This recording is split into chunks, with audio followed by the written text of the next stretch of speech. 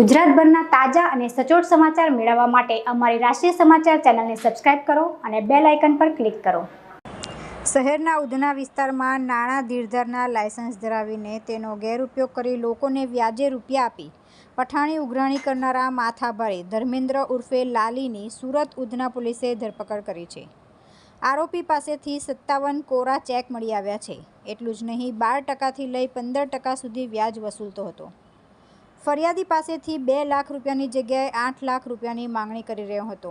ફરિયાદીએ વર્ષ 2019ના ઓગસ્ટ મહિનામાં માથાભારે આરોપી ધર્મેન્દ્ર અમરસિંહ ઉર્ફે લાલી પાસેથી 12% વ્યાજે રૂપિયા 2 લાખ રૂપિયા ઉછીના લીધા હતા। ફરિયાદીએ 1.76 લાખ રૂપિયા આરોપીને આપી પણ દીધા હતા, સાથે વ્યાજના 24,000 રૂપિયા દર મહિને આપતો હતો।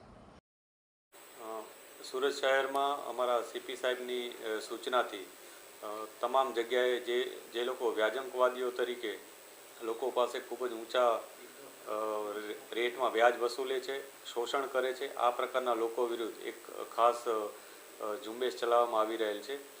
હાલમાં અમારા ડીજી સાહેબ તરફથી પણ સમગ્ર સ્ટેટમાં વ્યાજ બાબતની જે પણ આ પ્રકારની ફરિયાદ હોય તે અનુસંધાને એક ડ્રાઈવ પણ ચાલી રહેલ છે।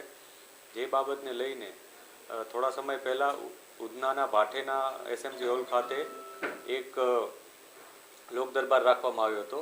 આ લોક દરબારમાં વિસ્તારના તમામ લોકો આવી અને પોતાની આ પ્રકારની કોઈ પણ રજૂઆત અથવા ફરિયાદ હોય એ જણાવતા હતા। આ દરમિયાન એક ફરિયાદી બેને આવીને પોલીસને જણાવેલું હતું કે તેમની પાસે એક વ્યક્તિ છે જે ધર્મેશ હંજરા કરીને છે, એમને ખૂબ જ ઊંચા વ્યાજ દરે પૈસા આપ્યા હતા અને એમનું સમગ્ર રીતના એમનું આર્થિક શોષણ કરી રહ્યો હતો, જે બાબતને લઈને પોલીસે ફરિયાદ નોંધી હતી। આ ફરિયાદ બાદ પોલીસે એમના આ જે આરોપી છે ધર્મેશ લાલી એના ઘરે એના ઓફિસે જઈ અને તપાસ કરી હતી। ઓફિસના જે ડોક્યુમેન્ટ્સ મળ્યા એમાંથી પોલીસને 57 અલગ અલગ કોરા ચેક, 15 એક્સિસની ચેકબુક, આ ઉપરાંત એક પ્રોમિસરી નોટ, બીજી અન્ય ડાયરીઓ અને અન્ય ડોક્યુમેન્ટ્સ મળ્યા હતા, જેના આધારે અમે વધુ તપાસ હાથ ધરી હતી।